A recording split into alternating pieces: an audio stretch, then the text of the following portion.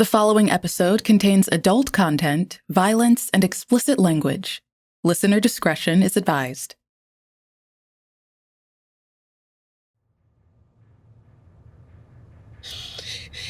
He was standing over me like some fucking creep show. I need you to slow down. Breathe. Breathe. I was in bed, Aaron. In bed. I should call the cops. It's okay. We don't need to call the cops. We don't need to call the cops. Why didn't I call the cops? Who even does that? Random man in my bedroom and I call my girlfriend on the other side of town, but not 911? Who even does that? You do, Maya. And it's okay. I'm the exact person you're supposed to call.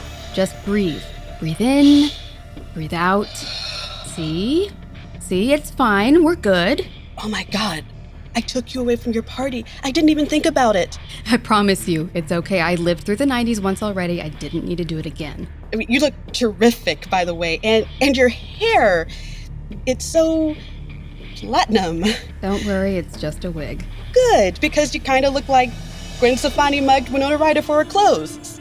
It's a look. Great. Perfectly 90s then. Can we get back to the creep show in your bedroom, please? Yeah, of course. Sorry. I thought I heard the bedroom door and I assumed it was you. I reached over, flipped the lamp on, and Focus. There he was. What did he look like? Tall. He had on this sort of long tailored coat, dark hair. What color was the coat? Red brocade or something embroidered. That motherfucker. Tell me exactly what happened. I mean that's kind of it. He stood there, he said something, and then... What did he say? You will drink only blood. You will eat only ashes. Florence. I'll kill him. Aaron, please. Aaron! Vampire the Masquerade, Port Saga, an original World of Darkness drama created and produced by Rachel J. Wilkinson. Episode 1, You Can Never Go Home Again.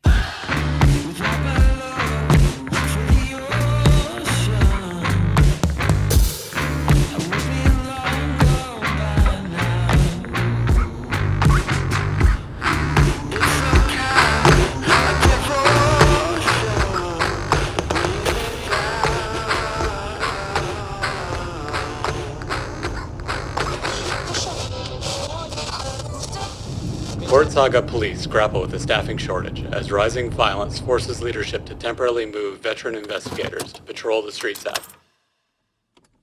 What makes you human? Is it because someone picked up a rock and used it as a tool a million years ago?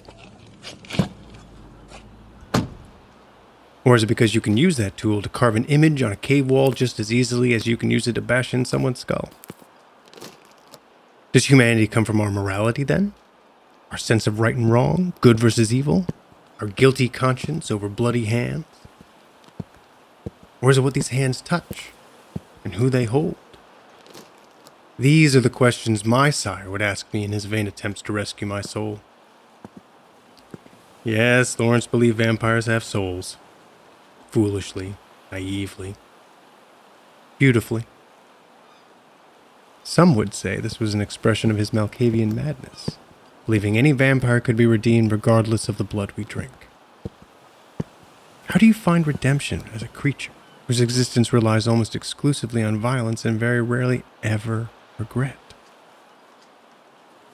We gonna have a problem? I've changed. Vampires don't change. Sheriff Everhart is one of the many reasons you never judge a vampire by how they look. If she's an inch over 5 feet, I'd be shocked. But as a Brujah murder machine, she could still send me sailing across the dock with a single punch. Where's that Colt he used to carry? Rusting. In a box somewhere. I doubt that. You understand the rules? I was born here.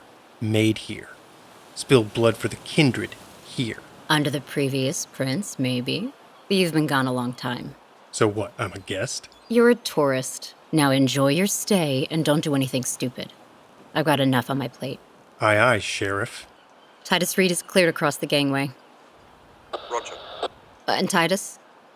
What? Sorry about your sire. Yeah. Thanks.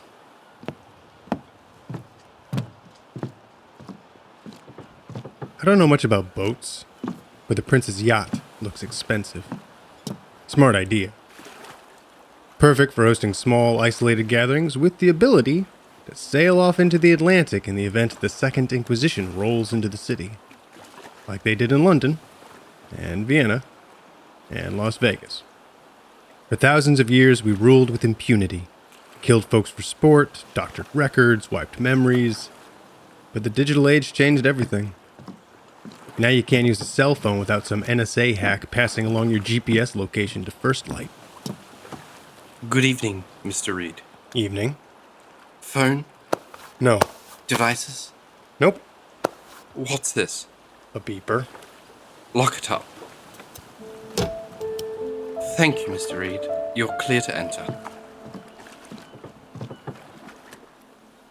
So every Malkavian has their particular quirk. An extra splash of insight or insanity, depending on who you ask. 8 years chained to a piano gave me mine. For me, blood and music are one and the same, meaning every room I walk into, every space I inhabit, has a song. The best way I know how to explain it is from this story about this bloodhound. This bloodhound was explaining why tracking scent was easy. For her, every scent had a unique color. So when she sniffed a missing kid's dirty shirt, it was like seeing a bright neon pink line floating into the distance. All she had to do was follow it. If only my quirk were as accommodating.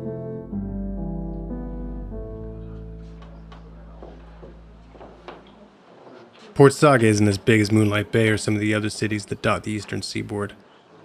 But it's a Camarilla city. A true ivory tower port of call. Replete with ruthless corporations, corrupt politicians, shady cops, and enough hapless mortals to feed 100 kindred or so. A dozen of them are here tonight. Corpses love a good funeral. The prodigal son returns. Ezra, Primogen Knox. you took his title. The clan requires leadership. A little month or ere those shoes were old. Your sire dreamed of his child's return. Curious, it took death to accomplish this miracle. We were estranged. So you say. And, Aaron? Lamb to slaughter. Primogen Knox. This thin blood problem. Titus, meet Miss Marlowe Voigt, whip of Clan Toreador. Oh, am I interrupting? Miss Voigt, meet Mr. Titus Reed. Titus Reed. Oh, wait. Are you that Titus? How many Tituses do you know? Fair. Brave you coming back to Port Saga. Child of former Primogen Bennett. Oh, of course. My sympathies. Reed. This is Dante Mendoza, Primogen of Clan Tremere. We've met 4 or 5 times, yet he still calls me by my last name. Condolences. Primogen Bennett was a good man. Deeply missed. Thank you. You've been residing in Moonlight Bay. Yes. Remarkable city. Please extend my warmest regards to your prince. Has anyone seen Edmund? No, but Zelda is here. Starboard toward the stern. Always impressive Primogen Knox. One day I hope to have sight as good as yours, though I don't know if I'd want to use it to spot Nosferatu. Never know what you'll find staring back at you. Miss Voigt. Primogen Mendoza. I assume your sire will also be absent this evening. Yeah, I know. What a drag, right? Primogen Quill is quite indisposed. So you keep reiterating. It is not unreasonable to assume the elder has succumbed to the beckoning. I assure you, Primogen Quill is snug as a bug at his estate. But I would be happy to do you the smallest of favors by arranging a visit with him on your behalf. Perhaps. We adjourn. The ghosts call us by name. In addition to the Primogen, the prince is present. Prince Adelaide, Hale, and Lawrence had known each other their entire undead lives. They were in the same coterie and relied on each other as dear friends. but he wouldn't know any of that from her perfunctory frown. It's hard to tell if their friendship waned after she took on the mantle of Praxis, or if her expression is an unfortunate consequence of being embraced Clan Ventru. Ventru aren't big fans of expressing emotion. I think they think it diminishes their kingly stature. But I feel for her. I truly do. When I first got the message of Lawrence's death, I didn't believe it. Or accept it. Or... I don't know. He was always there. I should have been allowed my rebellion without regret because he was supposed to be always there.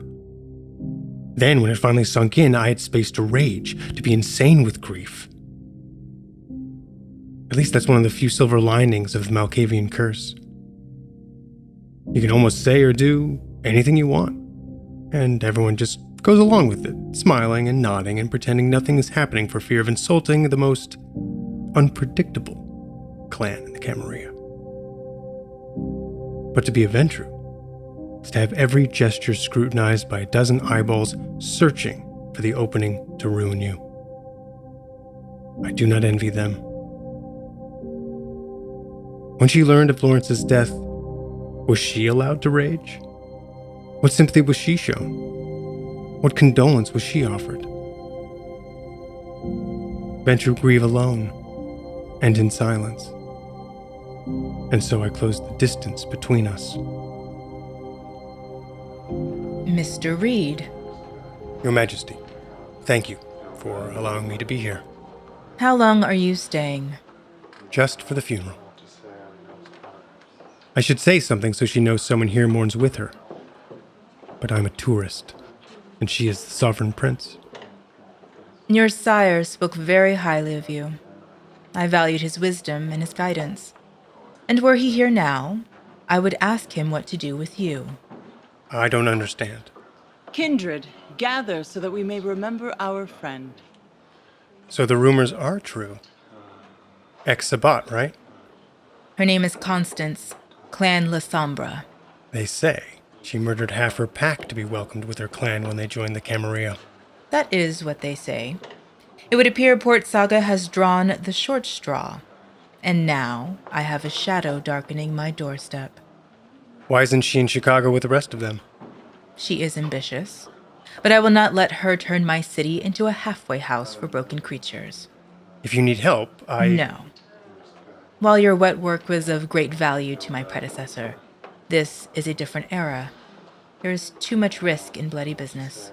Prince Hale, Mr. Reed, would you kindly join us for Primogen Bennett's eulogy? Gladly, Constance. Speak with me after. Of course, Prince. As I approach the pedestal on which they have placed Lawrence's marble urn, Constance, draped in black, takes center stage. Cain, firstborn son, offered the brightest fruits to God. His brother Abel slaughtered the firstlings of his flock. God accepted Abel's flock, but not Cain's fruit. Blood, it would seem, was the path to the Almighty's good grace. Given this newfound wisdom, when time came to make their second offering, Cain murdered his brother by bashing his head in with a rock. Cain then presented the broken bones and blood to God. And for his sacrifice, the sacrifice God had shown he preferred, God cursed Cain and cast him into the wilds, east of Eden, into the land of Nod. Cain, the first murderer. Cain, the first vampire. From Cain came 3 childer, and from these 3 childer came 13 more. And from these 13, every kindred knows this story. And together, that's what it is. Plans united A story. in common purpose. Some cling to their fragments from the Book of Nod or claim they saw Cain hanging out at a Denny's in, Wichita. But no one knows. No one has a clue. Anyone who might. Anyone old enough to have met a kindred who knew a kindred who was there. They all fell to the beckoning and fled to parts unknown. Which is really convenient. Like Cain, we each choose what is sacred to us, what burdens are worth bearing while blessed, as we are, with the luxury of time. Time to consider our past actions. Time to consider our fate. Time to count the dead and dying left in our wake. As we weigh our crimes on the scales of justice, we ask, can I be redeemed? Is forgiveness possible for one such as me? Lawrence Bennett would say yes, no matter our past, because he understood that despite our vampiric nature, despite our age and might, we are still human, of a sort.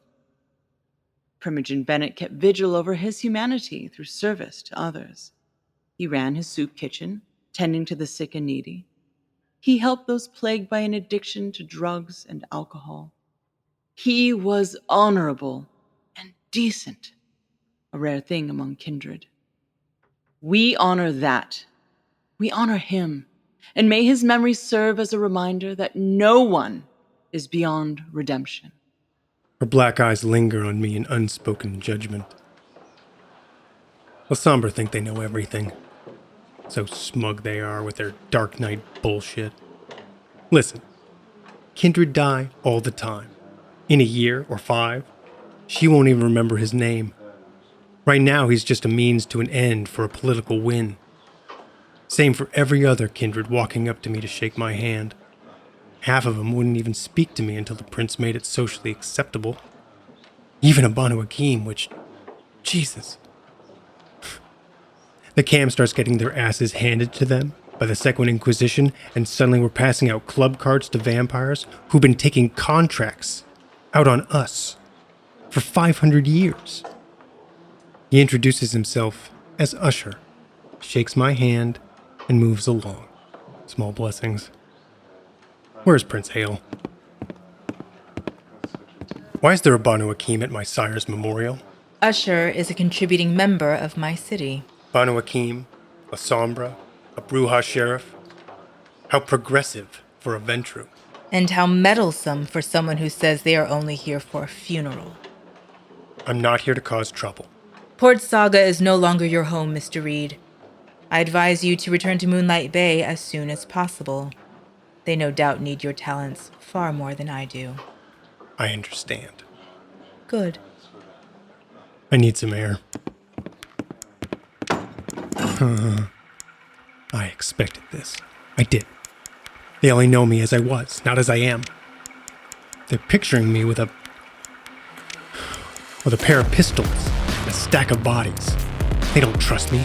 They think I'm a psychopath. They think I'm just another insane Malk with no self-control, a lunatic, a mad hatter, a low clan. Titus! This doesn't make any sense. Why would she kill her own Primogen? The prodigal son's absence has been long. Lawrence and Aaron, arguments, embarrassments, boons exchanged. Aaron played with fire and set ablaze his house of serenity. The rec center? Sunrise Park Recreation Center. It's where Lawrence ran his AA meetings. Where he first laid eyes on me. He'd get this stupid grin on his face every time he told me to meet him at sunrise. It wasn't until he put the bite on me did I understand the irony. The janitor perished. Lawrence was fury and rampage. 2 moons after Miss Voight hosts a costume party, Aaron rushes out under word a loved one had been harmed. Lawrence arrives. Aaron returns. They step out into the moonlight and doom ensues. Aaron shoots Lawrence twice with dragon's fire. Aaron confessed to Rebel Everhart, and the sheriff begged the prince for mercy. Did she grant it? Prince Hale is taking the week. Where is Aaron now? Staked. Custody of Sheriff Everhart. The prince is smart. You don't let kindred out on bail. Not with a possible death sentence. Not even with a confession. Should have just killed her and been done with it. Titus. As soon as the thought pops into my head, I regret it. And where were you when all this went down? Out of the city. That's convenient. Aaron is innocent. What makes you say that? Aaron doesn't remember the act. Aaron doesn't remember a lot of things. Lawrence would never harm a mortal. Not knowingly, not out of spite. You know this. So tell them that. I did. They say I have no proof, which is true. They say I am biased, which I am. Why is that? Aaron is my friend. Lawrence, my partner. My cold heart cracks. It's a hairline fracture. I'll survive. He's dead. Nothing changes that. You got who did it. I'm just a tourist, remember? Wait. I'm going back to the bay. Stay. Be whip. What? Erin is innocent. She confessed. She is your coterie mate. Former coterie mate. And let's not forget who left who in that affair. Speak to her. I have duties back in Moonlight Bay. You owe me. And there it is. Press station. The currency of vampires everywhere. 2 minor, 1 trivial. Wipe the debt clean for a single conversation. I knew I shouldn't have come back to this home.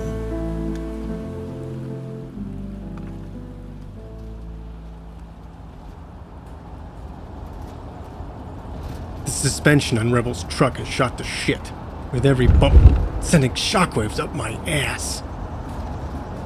Pickup has got to be older than both of us combined. Just saying something. The bronze city lights of Port Saga fly by my window. Dash clock reads 4 zeros, but my watch chimes 2. Older folks have long packed it in. The young bloods are out in force. It's the hour of bad decisions. Every time a dinner bell rings, a bloodsucker earns their fangs. How long are you staying? Why does everyone keep asking me that? Because no one wants you here. It was 6 years ago, Rebel. Sasha's still dead. She had a younger broodmate, a brother, so to speak. Some might suggest that I'm the reason he ashed. It may have been 6 years, but you volunteered him and you still haven't taken responsibility for that. Or what it did to Erin. Hey, she's the one who beat feet back to Port Saga. She let all of us hang. She loved him, you asshole. In case you haven't noticed, we're up to our necks in shit. Second Inquisition, Thin Bloods, missing kids, and 1 dead primogen. The last thing we need is a Titus Reed. Ezra called in a boon to talk to Erin. I do that, I go home. Erin came back a fucking mess. And the rest of us, including your sire, had to pick up the pieces. And now he's dead. And Erin's either going to end up without a head, or she'll owe the prince so many boons, she might as well be. She really kill him? One of the Toreadors saw her do it.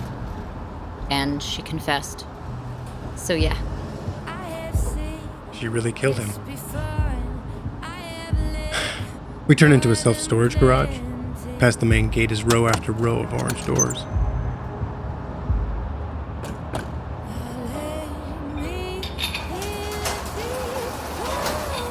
Inside, a lone ghoul gets up from a folding chair and stands at attention.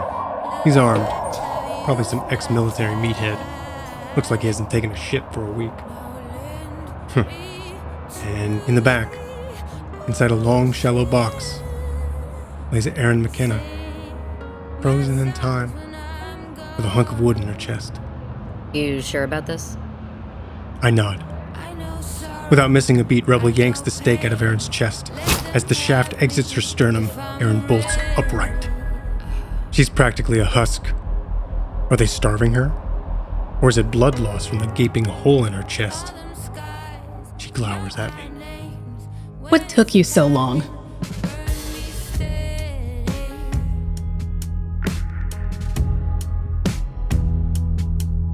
Then lay me in the ocean.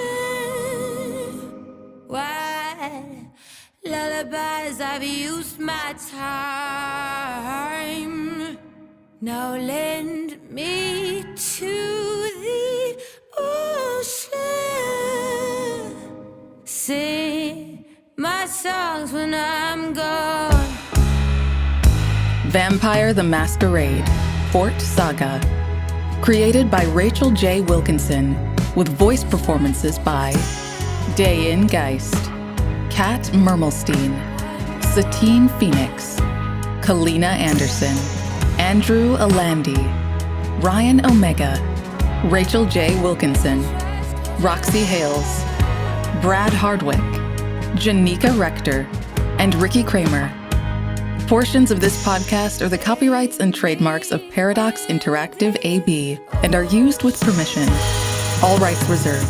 For more information, please visit worldofdarkness.com.